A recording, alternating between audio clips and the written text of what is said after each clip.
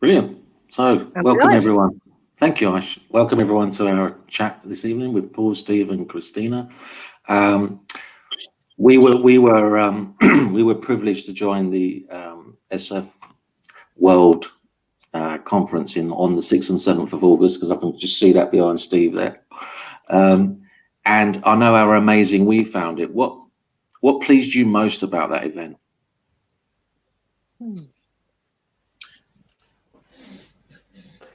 Go ahead. And how did it come about? Yeah. Well, Anyone wants to start? Yeah, Okay, I'll start. So I'm Paul Z. Jackson, and good evening, or hello, whatever time of day it is, because we're used to 24 hours now. Yeah. So let's start with how it came about then, shall we? Which is just a bit of chronology.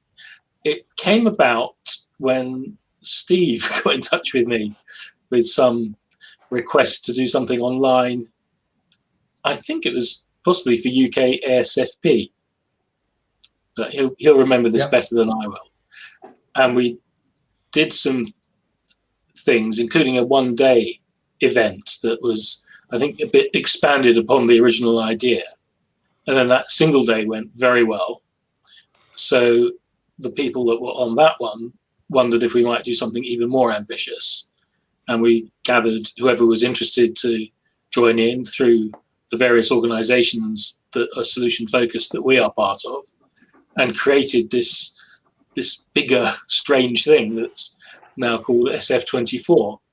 And within 6 weeks, the whole of the organization of it came together, technologically, marketing, speakers for the program, participants. I think we had 3,000 registrations, something like that. 3,500. 3,500 registrations. And this huge, participative, very open event took place. So the thing that most pleased me was that it happened, that it ran as smoothly as it did, and that we got some great recordings from it, and that there's impetus carrying us into things that we're doing this year and next year, and another SF24 next year. True. Paul, I'll jump on that one and take a bit of the same when you started with saying, how did we ended up doing this? And I'll say I ended up in a breakout room with Steve, and he was talking about this crazy idea of doing an online conference. And I thought, oh, well, yeah, makes sense. And that would be something brilliant. That would be that definitely would be something that I would like to be part of. So then found this wonderful group that they were kind of like enjoying or contemplating the same thought of, how about we kick it off with an online conference? And the beautiful part of it was exactly this kind of like this co-creation of the event, that everyone was chipping in with how about this and how about that, an idea here, an idea there, and just everything was evolving from one thing to another. And indeed, it evolved very fast to the moment when we were all sitting and it's live, and Steve started counting, and we can go live on the 6th of August. And what I took out of that 24 hours was definitely we can stay awake a lot of time. So that was clear. And that people are willing to stay awake all night and stay also during the day from different parts of the world and just listen and interact and talk to people.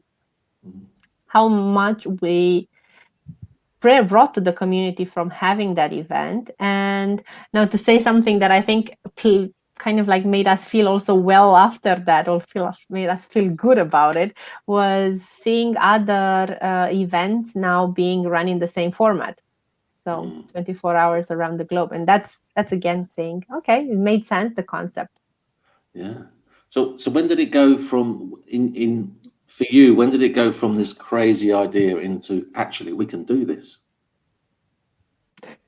For me, Cristina actually defined the moment in that breakout room, because after we joined the main group again, there were lots of people kind of talking about this idea of a conference, and I can't remember who it was, but somebody said, why don't we make it 24 hours? Because we were talking about 3 or 4 or 5 hours. And then somebody said, why don't we make it 24 hours?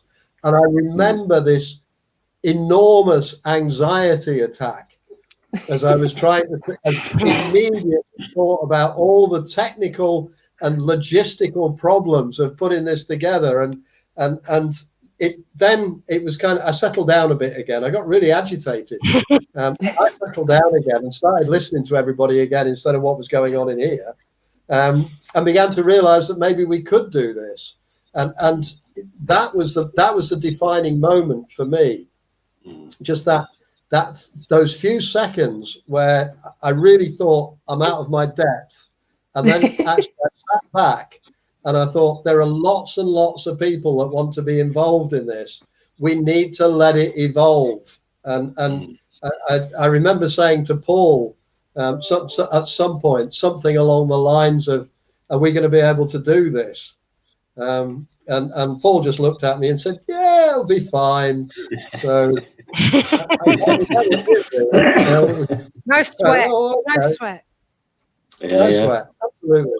I've had many years of organising conferences, including Sol World conferences, which I know you were talking about over previous weeks here, dating back to 2002, the first Sol World conference. And that was launched on no great expectation of anything particular happening, but putting an invitation out, seeing who wanted to come along and allowing it to happen, and just creating a structure in which people could respond to an invitation and participate in whatever way they wanted to. And that surpassed all our expectations year after year.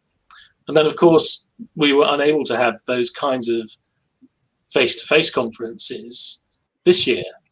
And with COVID, as well as all the bad things that arrived, there were also some opportunities. And I was noticing that you could connect very easily online with anyone around the world, as long as they also had an internet connection.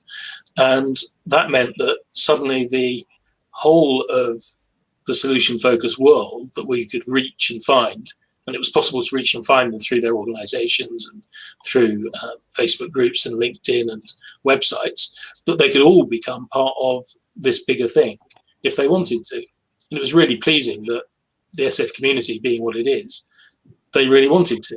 And there were enough people willing to do a certain amount of work, because these things always do take some work behind the scenes to make sure that it happened.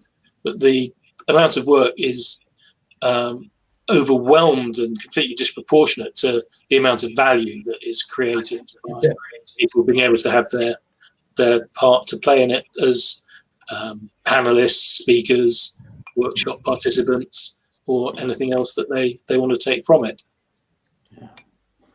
And I couldn't imagine, even if it was a physical conference, how you would get so many brilliant people all in one space at the same time. And this has allowed you to do that. Yes, it increases the range of people that you can get, the concentration of brilliance that we were able to attract in a way that you can't face to face. And while you can't shake hands with them or give them a hug or have an argument over a beer next to them, do a lot of other things instead.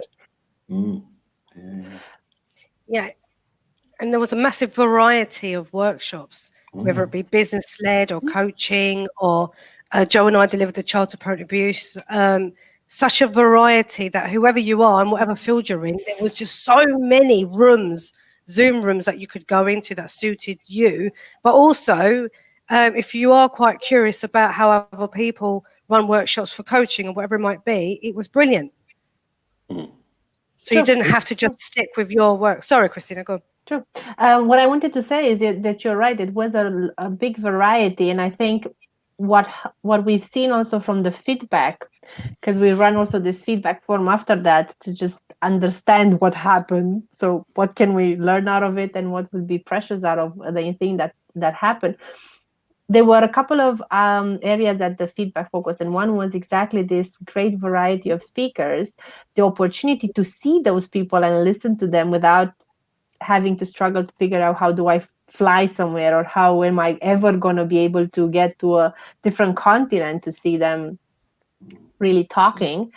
And I think what was also present in that one was the connections that were being established, even if it was everything just online. And exactly that opportunity to talk to the community and reach out to different professionals all over the world. I think that was a valuable takeaway from everyone that was present. Yeah.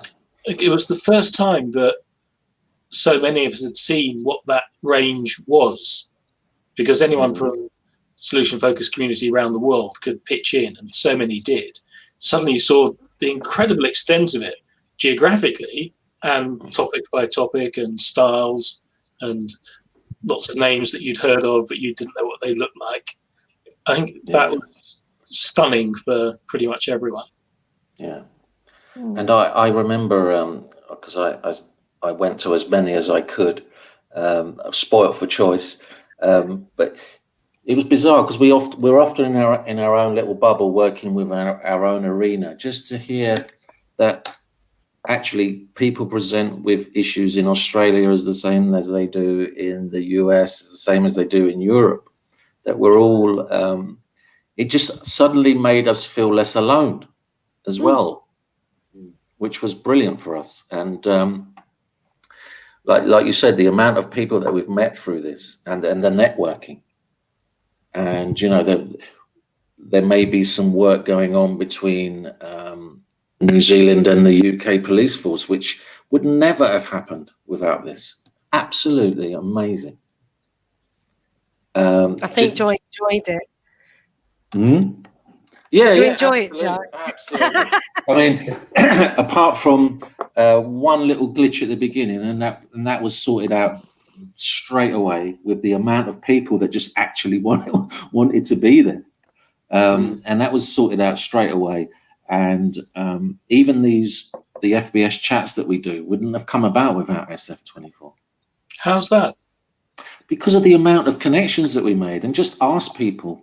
And I'm guessing you found the same thing. Once you had this platform up and running and invited people, the SF world was so giving in. Yes, I'll come along and I'll tell you about what I do.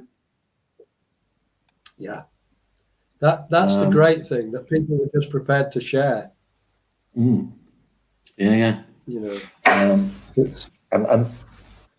And people I'd just read articles of or books of, and just actually put a name to the face and hear them speak live was an amazing experience. How are you going to actually make it any better than it was? Yeah, that's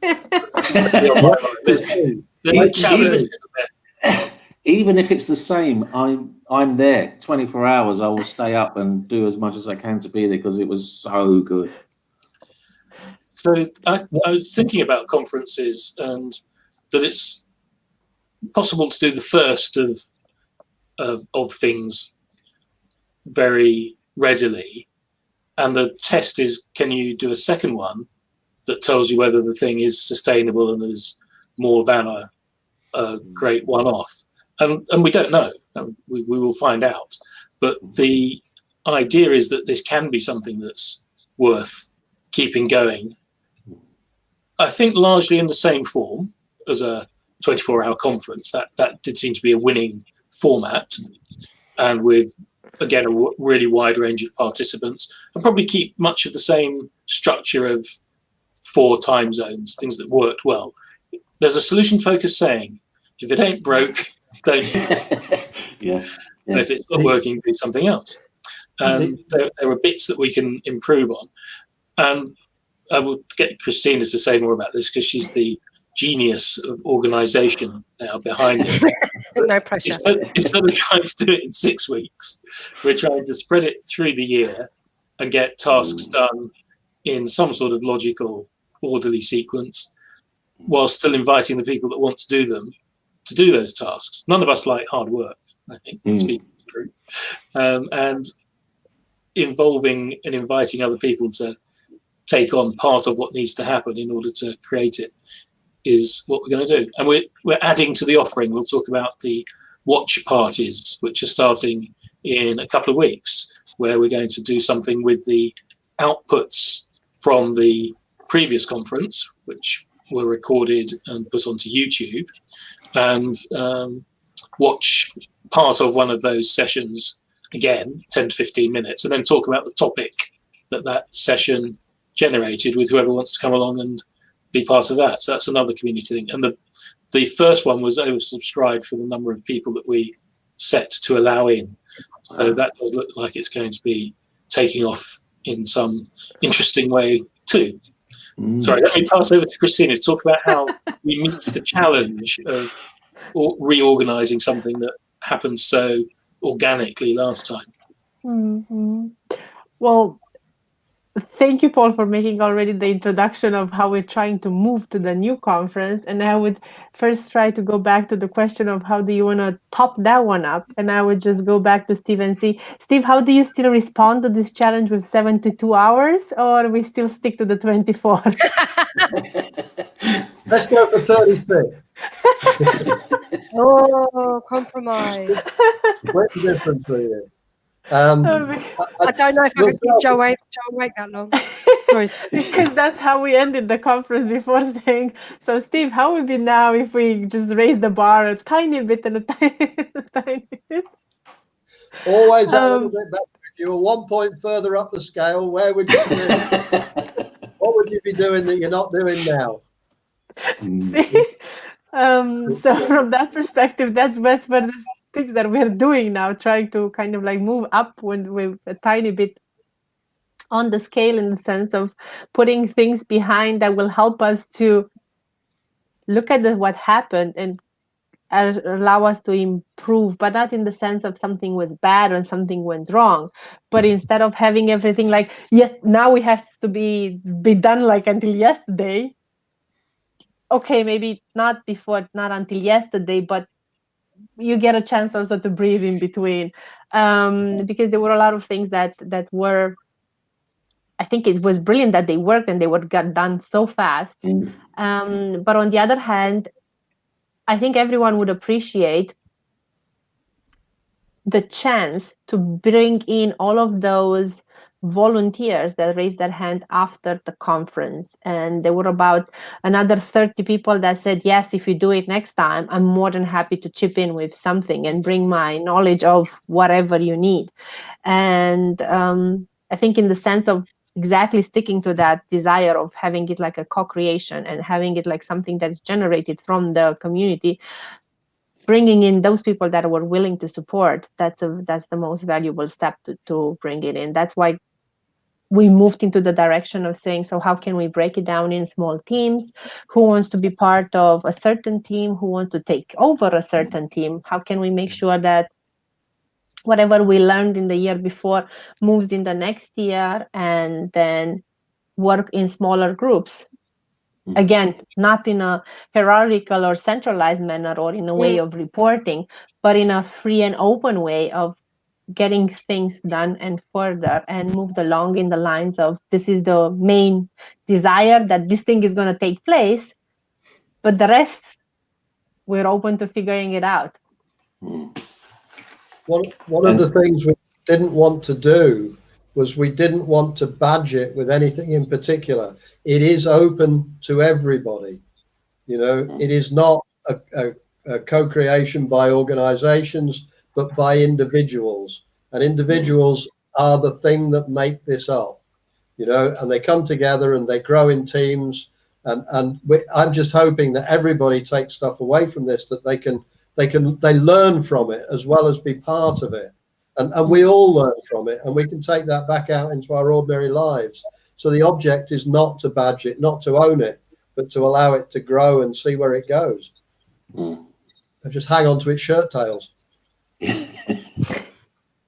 In terms of, I know, Cristina, you were talking about the amount of feedback that you got.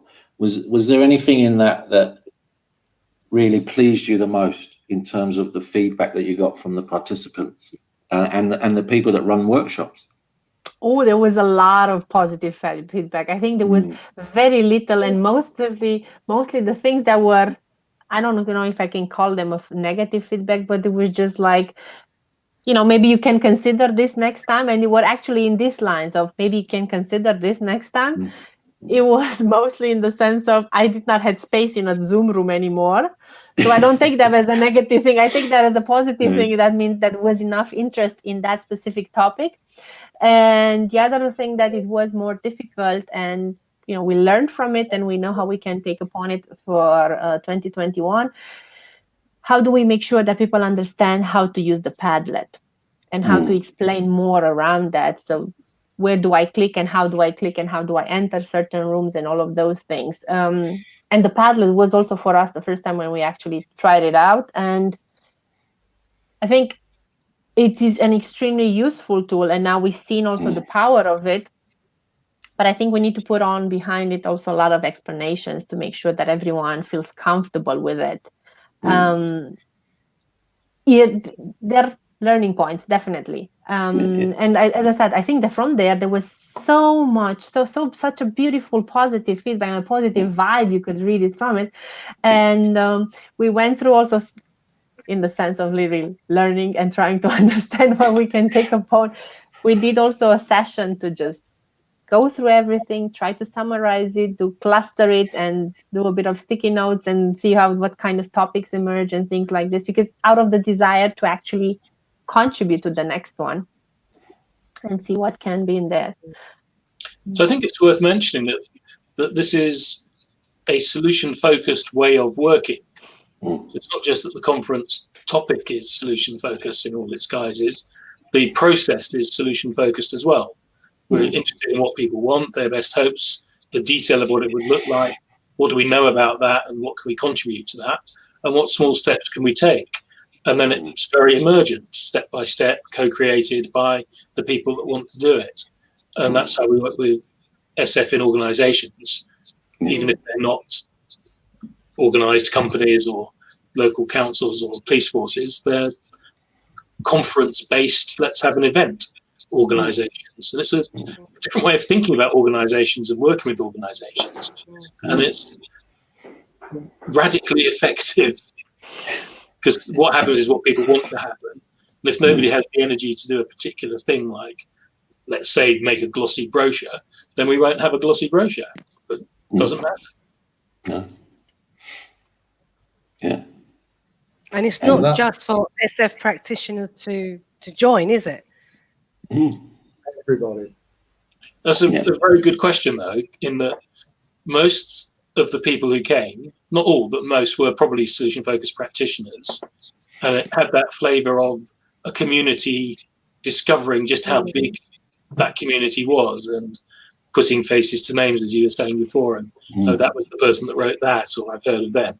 So I think there was a lot of community meeting itself, which is great and important, seeing what work each other's doing and what we're interested in and how we go about presenting things. But from the outset, there was the idea that we would have an external face too, to anyone who was interested in solution focus because they'd heard of it or thought it might be useful for some reason or another to come in and discover it. We didn't do a lot of outreach to bring people from beyond the community in, which was just as well, because it was packed. We'd have to think through again how to manage that effectively. But the intention is there to use it as a shop window for SF in general and see who will come in and discover about it. That's a good question as to how we might do that. I would say we did not do such a big reach also to the SF community. I think we just posted it. We just tried to spread the word as much as we can on social media. And that generated, so we started from, do you think it's really going to reach like up to 1,000 people, or that's far too extreme? And then we kept on exchanging emails when the counter from Eventbrite was growing, like, we have to put a stop to it because we will not be able to get this thing on any kind of platform. Cristina, it really was like being invited to the cool kids party. It's a while since I've been called that, but thanks. It was like, oh man, yeah, we're going to the cool kids party sort of thing. You know, we've got an invite, it's out there, we can join. And if you don't join, then you kind of miss out. Yeah. Well, I'll tell you something, know, that's the first time in 66 years I've been considered to be a cool kid. Yeah. Yeah, and it was what Aisha was saying, because I was in a few breakout rooms talking to people individually, and some of them weren't from the SF world, and they were just interested in how this approach worked and how they could maybe utilize it in their work, or just out of curiosity, which was brilliant to see. Mm-hmm. So I know, Paul, you were saying there's some events in between now and the next SF24. So what are these events that we can look forward to? There are. So I'm going to put them in the chat here so you can see them. On the first Thursday of each month, starting on Thursday, 3rd of December, and at 4 o'clock UK time, we've become very conscious of clocks and time. Yes. These are all at 4 p.m. UK time, which is the best compromise we can make for different parts of the world being able to be up in time or not go to bed before it happens. You can't get everybody in, and this is based on a concept that we're using in the Applied Improvisation Network. So we're building and stealing from the idea from there that conference presentations, TEDx style talks, we record them at the conferences, and then we'll pick one or two to watch at a watch party, hence the name Watch Party. And after watching them, go into small groups to discuss what was raised, what did we like about it, and then have a chat about that back in the plenary, often with the presenter who was the original presenter, to find out how their thinking's developed or what strikes them now that they're seeing this extract or part of their talk again. So they're topic-based, participative because everyone gets involved in the discussion, and there's a sort of host or speaker as well, with a format that lasts for an hour to get a deep dive and a good community feel around that specified topic. And Cristina and I are going to host the first one on the 3rd of December, which is a presentation that Alan Kay led during the SF24 conference on language, use of language in organizations. And then there's one on risk management. John Brooker's picked a 10-minute extract from a presentation on risk management. And Janine has picked the very interesting session on single session therapy. And I know that for all of these, the original presenter is going to be there as well. So we get a chance to ask questions we didn't ask then, or find out how their thinking has progressed since then. We've now upped the capacity to 150. Wow. So we need to book on early, John. We need Yes, I think so. Cristina may have more up-to-date figures, but we've gone past 70 without even noticing. Just by I haven't seen it advertised. Where do I find this? It's already up the event on Facebook on Eventbrite, and I've sent out. I'm going on it. I've sent out an email via Eventbrite to everyone that registered for the conference to tell them we set up this watch parties already. And I think in the same day, Paul, you came back to me saying, I'm trying to register. Somebody said that he's trying to register and it says sold out. Yeah, because I thought like 50 should be fine, and that was gone in the first day. So now we're getting close to 150 people that registered for the first watch party, which again brings us in the questions of, so how do we set up again this as technology-wise? How do we make sure that everyone can You need a Zoom room. So, Steve, have you still got the bigger Zoom room? Sorry, Paul, I missed that. Do you still have the bigger Zoom room that we're going to need? Yeah, I can go up to 1,000. I've been hosting 500s over the last 2 or 3 weeks. Oh wow! Whoa. So have you? So we need to book onto that, Ash. Because do you know what? But Steve and Cristina and Paul are going to send us the link separately because we don't need to go through that whole malarkey. It's us. Signing up. So they're gonna send it to us. They've got my email. They'll send it to us. Thanks, guys. And it feels very much like when we're looking at what the guys did in Milwaukee, looking behind the mirror, seeing someone present something, and then having that opportunity to get that, wow, you know, what was going on here, and it sounds like it sounds brilliant, because I think I learn most from my clients in live sessions. We can role play as much as we like, but it's never the real thing. So yeah, we definitely need to sign up to those, because that would be just fantastic. So these are. I want to know. Sorry, guys. I want to know your personal experiences of SF20. No, not you. Oh, sorry. Of SF24, your own personal experience of, you know, how you managed to cope. When did you eat? I never once saw any of you eating, and I was there for 22 hours. I fell asleep for 2 hours, Cristina. Can you believe it? I actually fell asleep. 2 hours I missed. But how did you guys actually manage that? Do you remember which 2 hours? We might have a recording of that, so you can. It was the one. It was.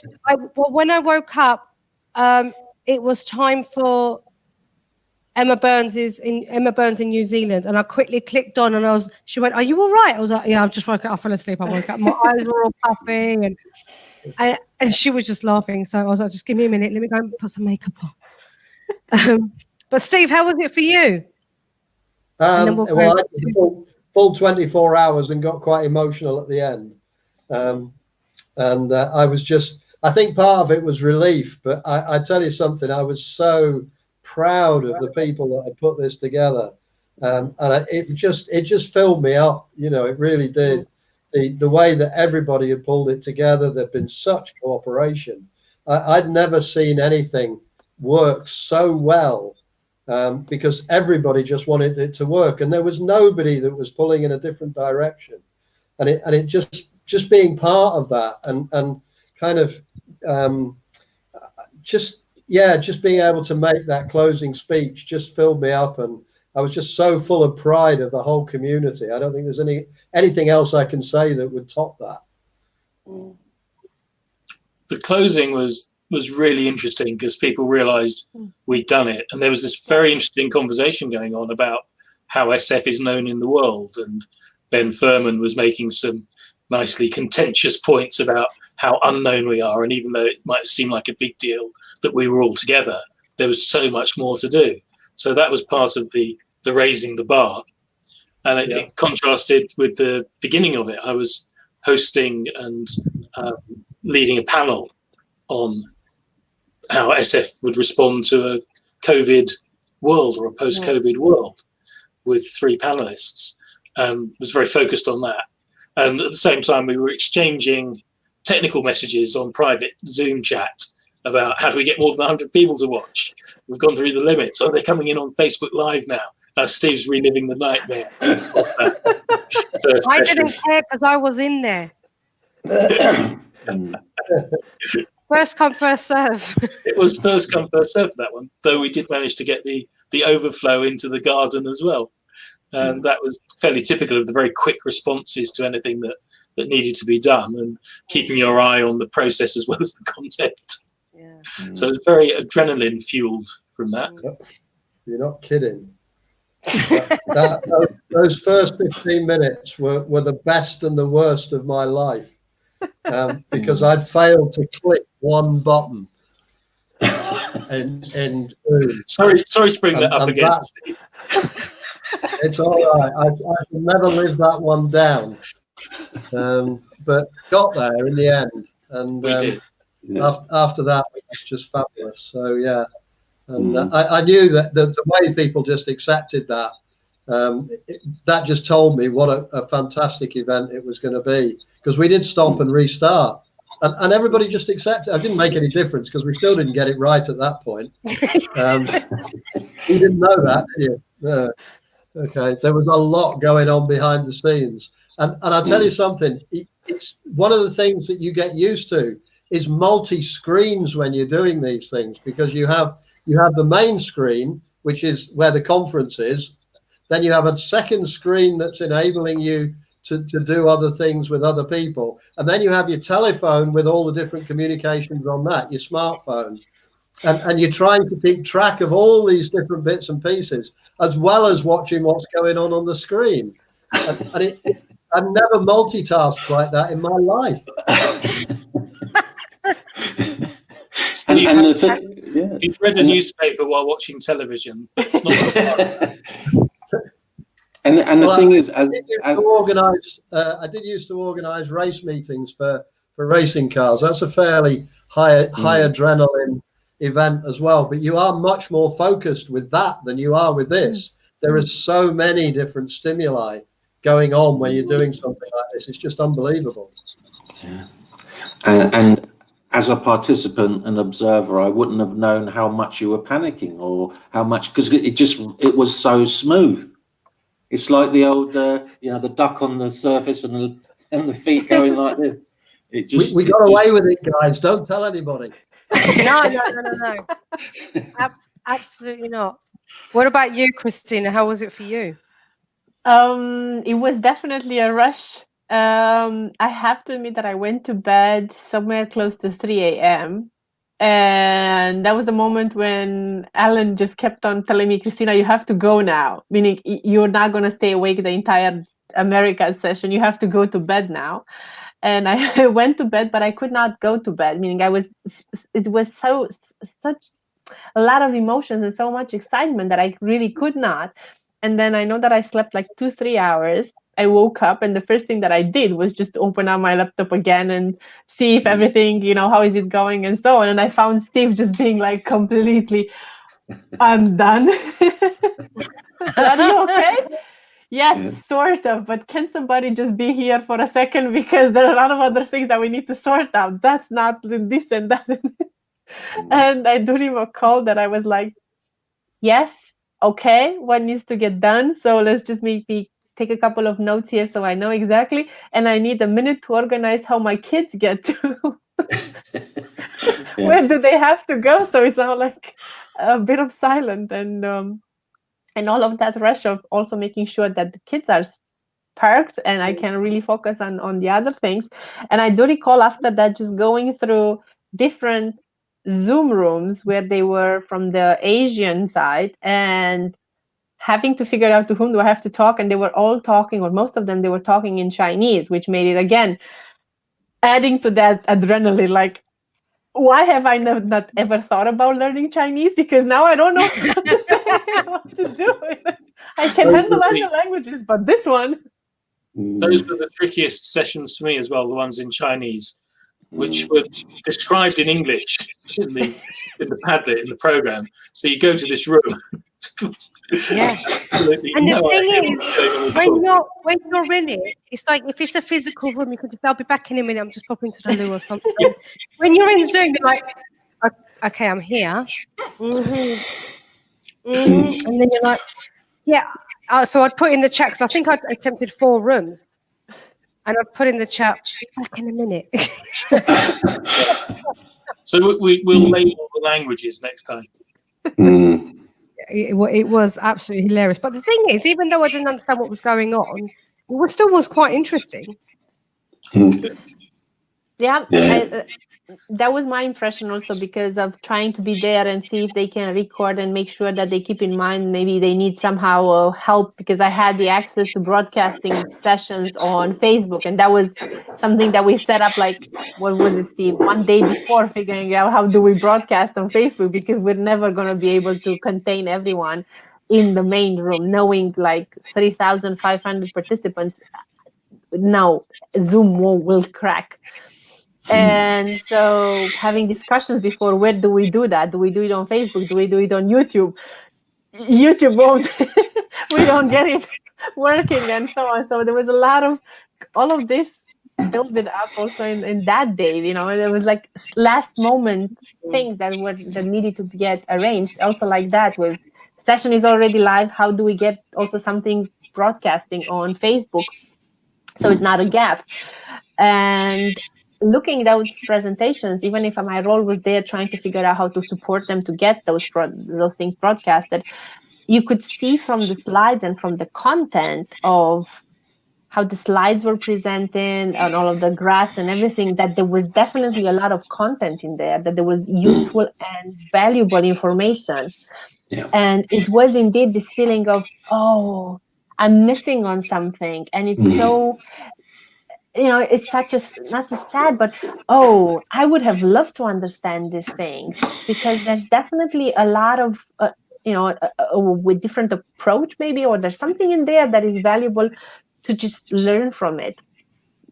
And I think that was also the experience when looking back at the plenary from the Asian session, as they were rich with information, and there was also richness of exchange and perspective. So that was really beautiful, and I was really thankful that took place in English, because it was at least this bit of, okay, yeah, okay, beautiful, wonderful ideas.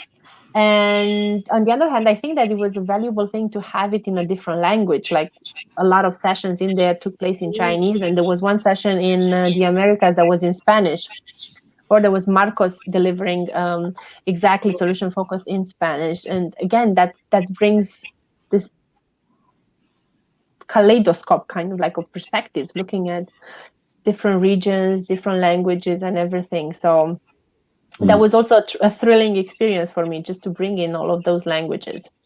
But you just said thrilling, and that and like I was saying before we went live, that's a good thing, and that's also a bad thing, because now we don't get that thrill from anywhere else. Is it a sort of an addiction here? Joe and I had... Sorry, Steve? I'm tempted to say you must lead a very sad life. I actually really do, Steve, that's the thing. I actually really do.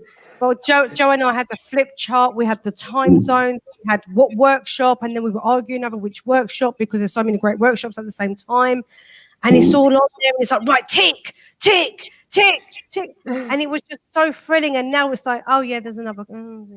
Just waiting. And there's a real truth in that if you planned your way through that with an agenda of the things you were interested in and you wanted to discover, there was a lot to be had.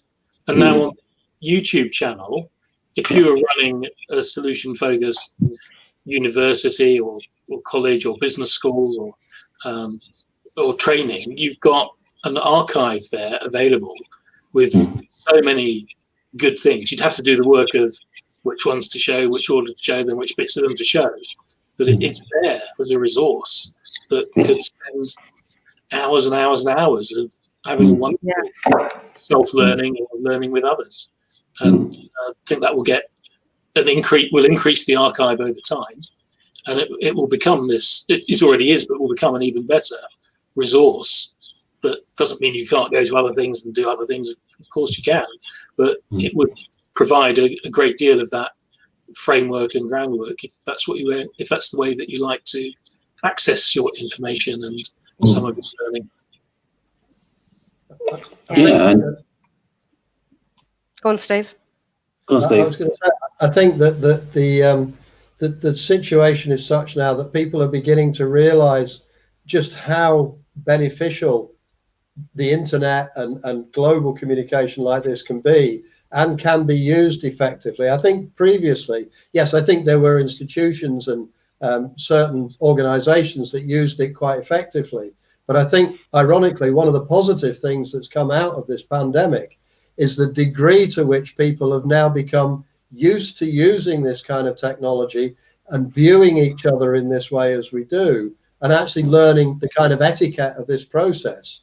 One of the things that I feel very strongly about, and I've written about a lot recently, is what concerns me is that while we all have this kind of technology, there's 43% of the world's population that has no access to this kind of stuff. And we need to be thinking about how we can expand that, how we can push governments into beginning to bring those disenfranchised people into this franchise so that it's accessible to everybody across the planet, and not just people who have either the means, the money, or the education to achieve it.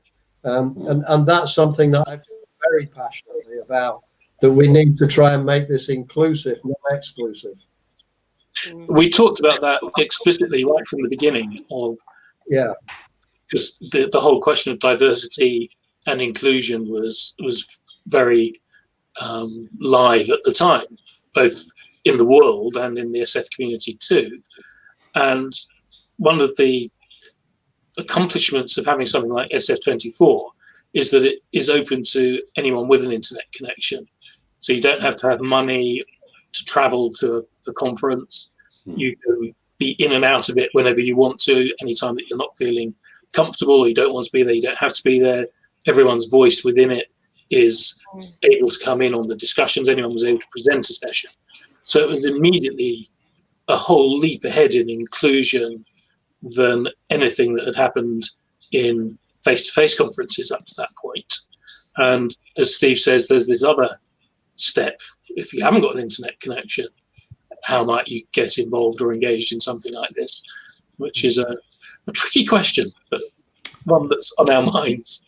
True, and I think that was the main driver also behind the conversations that we had after, saying, how do we want to move forward? Do we want to keep it the format that we had at that level of inclusiveness and opportunities for everyone, also by being just raising your hand and saying, I want to be a speaker and I want to do something, but also in the terms of it was everything for free. So it was no charge to enter the conference in any kind of format, any kind of moment. And I think that's another thing that you were asking earlier about feedback. And I think everyone was appreciative and grateful that this was actually free. It was so open. And they have to admit, and we have to, give appreciation to those people that wrote back and said, so that was so wonderful and I got so much out of it, and I feel bad that I haven't paid for it. And that shows also that there was a certain value in it, and people appreciated the value, and they found it themselves. And those discussions of saying, so do we want to put a fee now? Do we want to put any kind of direction of a charge on it? Or we just want to leave it open like we had it? Because that's the moment when everyone gets whatever they need out of that thing. And it's actually making it truly inclusive and open to everyone without the means. Because I think at some point, even if you put a very small reduced fee, it's still a question of who can afford it in different regions of the world. So, and just imagine a conference with the amount of speakers you had. What in the real world would have had to pay for that? At least £10-20. plus that as well, Paul. So I'm sure we're going to keep it free, but there is a budget and a cost to it that was paid for by UK SFP and SFIO, Solution Focus in Organisations, with some, in SFIO's case, some surplus funds we had from organising a Seoul conference a few years ago in the UK. And so there's money to prime it and make it happen. I don't see that we might not ask for donations on the website donation button if people want to support it. But we don't have a bank account as SF24. It's a non-organisation in that sense. So avoiding bureaucracy and just borrowing the bits of bureaucracy we might need from the likes of UK ASFP or SFIO, or maybe one or the existing SF organisations, will probably keep it going for a year or two without us having to form anything more formal or legalistic. I think the value, ironically, there are two different issues here for me, and Paul's talked about the cost, and Christina's talked about the value. And I think that what we need to recognize is that the real value in this conference is the people and the time that they put into it. And if it ever grows into a thing that needs some kind of more formal financing process, then I think that we need to keep the same philosophy, that even if people pump money into this, they have no access to control. They have no right to determine direction. They have no right to any kind of if you like, manipulation of the process. They can contribute to it in a purely altruistic way, they will not get a payment back of any kind other than the satisfaction of knowing they've supported something worthwhile. Yeah, absolutely. Absolutely. And I'll tell you what, if it's definitely worth donating to and supporting, because it's like Cristina was saying before, it was a natural high being there. And you're kind of like, yeah, what's next? Yeah, what's next? Yeah, what's next? And even just going out into the main room and just having those lovely conversations. And it was lovely because I walked into a room and it's like, oh my God, you're here. Hello, hello, hello, hello, hello. And then just talking to people you don't even know. Oh, hi, I'm Aisha. Da, da, da. It was just such a buzz. And we've not been the same since, because you just think, oh, when's the next one? When's the next one? When's the next one? Well, I'm glad to hear that, because we designed this socializing element into it very deliberately. It's not just going to be presentations and not just panels and not just discussions. There were going to be breakouts of social rooms and long breaks between things where people could hang out in different size groups and either bump into people randomly or arrange to meet people if they wanted to. And that gives it the feel of a face-to-face conference where you've got cafes and bars and hangout spaces outside of the main rooms and outside of the breakout rooms. So we'll certainly continue to have that structured.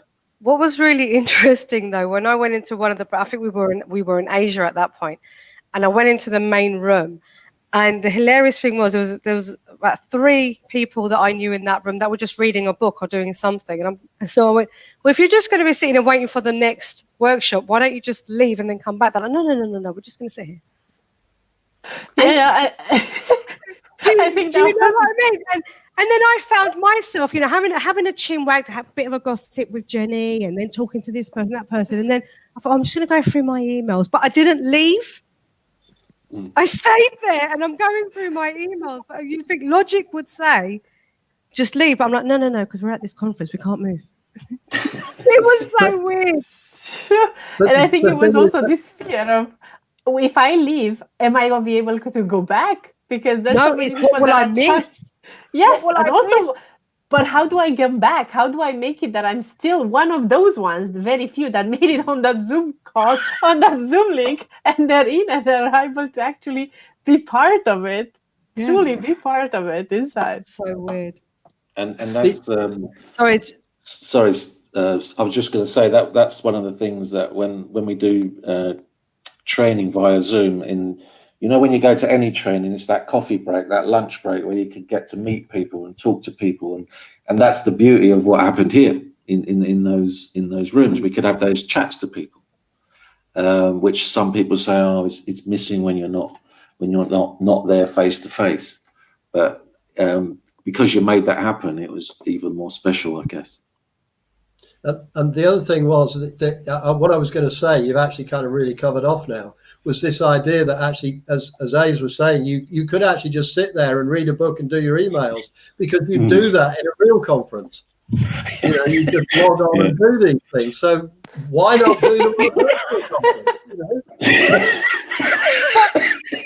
That's how it was though, because we end up having this discussion like, if we're doing other things, we don't actually need our laptop open right now, or we could just stop share the screen so you don't have to see me, but we're all just sitting there just doing our own thing and just hello, welcome, meeting and greeting people and then carrying on again. It was the most bizarre thing ever, but we all did it.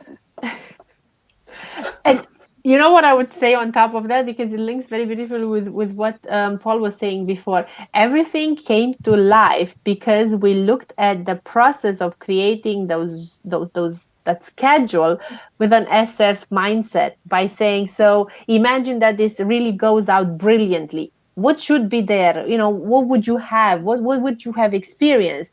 And people came naturally with ideas of, I would like to have somebody speaker, like a speaker that really I get some of the information. And it would be nice also panels. And how about different languages? And how about, but we need to have also that coffee break, coffee shop, coffee corner, something that brings us back to a feeling of a conference. So exactly using that kind of SF mindset and forming of process help to just create that space also. You can have a gin bar next time. Ooh. Sorry, Steve. A gin bar. Just say it. Do you have it delivered to your home or how? Yeah. Oh, I was just going to say that one of the things that when we first started doing this, it felt like 3D chess. And we were trying to work through all these different layers and trying to create it and imagine what it would be like. And then Elfie and Dominic came up and suggested the Padlet. And then the Padlet enabled us to grow all these kind of things. And once that started to happen, then we got Ewan, who works for me, we got him involved, and he started to develop the Padlet with Dominic. And then basically it actually all began to fall into place because the tech really helped. If you used your imagination with the tech, and I mean, Cristina there was so many people, but Cristina as well, kind of managing all of this stuff. And it just began to fall into place because we had an idea of what we wanted it to be like. And so the tech was forced into place rather than this is the tech, what can we do with it? It was, this is what we're going to do. What kind of tech do we need to get to do it? And that was how it worked. And it was just such a remarkable process. And people were chucking ideas in constantly. And it just got easier and easier towards the end, but more and more frenetic because there were more and more ideas coming out. So it was kind of like a crescendo about 3 or 4 days before. And we were kind of, well, yeah, this is what it's going to look like. And then there was no dress rehearsal. There was no practice or anything. You know, we just went with it and saw just to see what would happen. it was brilliant. And I think I said to you, Steve or Paul, one of you before, in one of the FBS chats, that we, about a week and a half or 2 weeks before SF24 20, Tara Gretton just emailed us and just said, can you send me a bio for you and Joe individually and a collective? I was like, yeah. And when Tara asked us to do something, we just do it.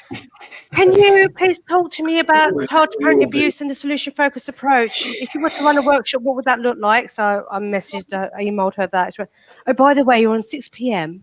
Can you set me up a Zoom link for 6 p.m. on this day? I was like, yeah, I can. Why? She was like, can you just do it? I was like, yeah. So I sent it to her. And then she said, oh, by the way, you're going to be running a workshop at this. I was like, what's that? So we didn't even know what we were doing. We were just responding to Tara. You know, you do it. And it was just the most funniest thing. But then when we saw the Padlet and who's speaking, we were like, why were we invited to do this? There are always a few that manage to get in. I know. Thank you, Tara, right? Thank you, Tara. See, I can depend on Tara. I can't depend on you. But it was really weird. Because we were starstruck. Yeah. For me now, there's a piece again fitting, you know, like a dong. There's that piece of puzzle that fits into place now because I do recall being with Tara on the phone and Zoom, and we're looking at the Padlet and talking about, so we need to put together this program, and it should have descriptions of everyone and everything, and this is what's already in the Padlet. And by the way, we don't have any Zoom links. I don't know who's going to talk and how he's going to go about. And then Tara goes and said, is there any slot open? Why? You know, I was thinking maybe we can have one more slot. Yeah, okay, where? Oh, she bless her. And then she said, I'll get back to you with who needs to be on that slot. So that's how. Yeah, so I only had one side of the story. We are that slot where she just made it happen, bless her heart. And she's so incredible. And she was just reeling these emails off. I need this, I need this, I need this, I need this. Do it now. Can you do it now? Yes, I'm doing it now. What are you right? Do it now. Okay. Can you edit that? Yeah, I can do that. And then just told us what we're doing, which was funny. But it was like we were with the top guns. It felt really, really, really weird for us, for Joe and I. The fact that we had some people in the room were like, wow. And the Padlet was great because you could just see at a glance what was happening, when it was happening. And like Aisha said, we couldn't see everyone that we wanted to, but because you guys have put everything on YouTube now, we can always go back and see what we've missed. which is brilliant. Or come to the watch party and be Or come guided to the through watch it again. party. Yeah. Yeah. Yeah. And that's a gentle reminder for the links, but thank you. You know what I would take Have we from, got a link for volunteers, Christina? if we get a If people would like to volunteer who Yeah. haven't yet done so, what should they do? well, reach out to us on using whatever we have on the website at contact details, because there's still contact details and there's still also the email address of the conference itself. So we had one, still have it. And if you want to also just not have to go around it to find a way to the watch party, you can also offer to host one. Mm. So that's also open to everyone that says, I would be interested to get still involved. I don't want to organize that much, but I want to host one of these things and one of these discussions. And the only thing that you need to do is just go on the YouTube channel, pick a topic, one of the recordings on there. There's now only about 30. We managed to get some more, and we're still processing those ones. So there's more to come on the YouTube channel. And pick one of theirs, say, when would that fit you? It's always, we'll try to keep it to the first Thursday of the month. So think about, yeah. And if you're thinking, maybe I don't want to do one on the first Thursday of the month during kind of like Europe, you can always say, I want to do it in a different time slot. It's up to you to tell us when, and we're going to organize the rest in the sense of Eventbrite, putting it on our Facebook channels and all everywhere, so everyone can register and join. And besides that, you can still get involved with a lot of other things, meaning we still need to go through marketing, title, program, so there's plenty to do. Oh, please don't change the title. Oh, good feedback. We'll take that one on board. Because it's its own brand. SF24 is its own stays. brand. That definitely slays. But you remember that it had also a title, so to say. We hope. Yeah, the tag. Exactly. It's the tagline. Yeah.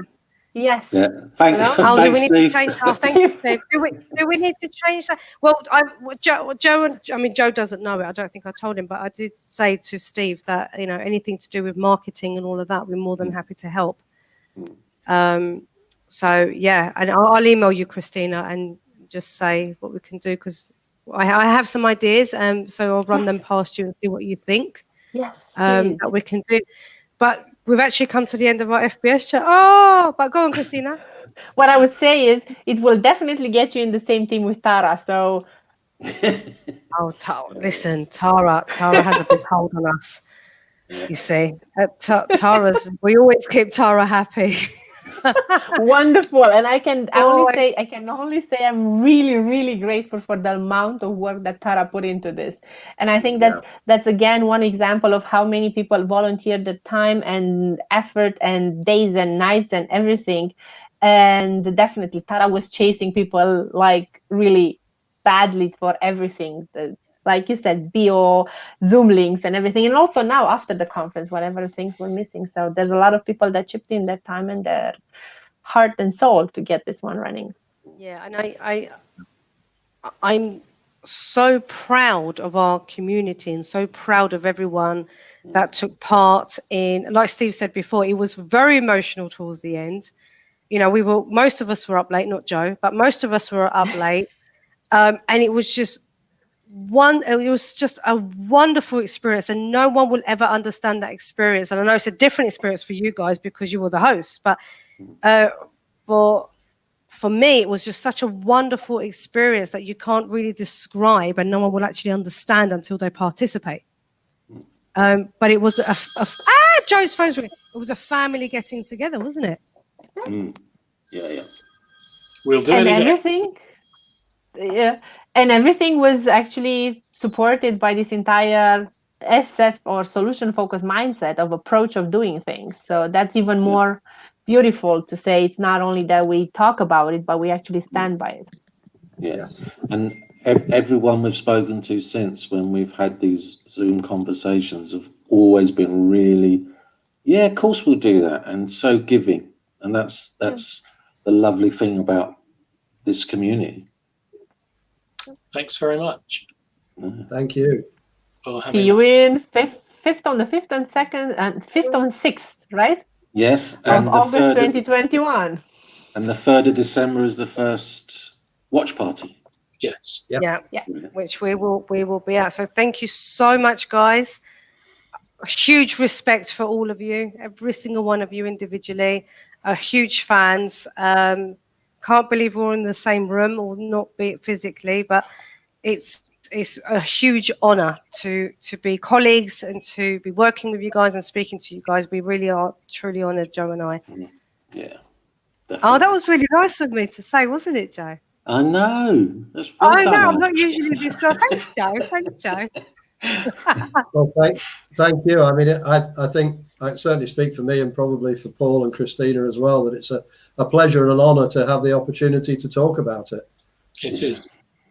You know, and your chats go worldwide. Mm. God knows We- why. It's yeah. you guys, it's not us. Yeah. We just asked the questions. There we go. And that's kind of it, isn't it? That sounds familiar. Yeah. Brilliant. Guys, Christina, thank you. go on. Right. Thanks. So we'll see you soon. Thank you so Indeed. much. Brilliant. Thank you so much for your time.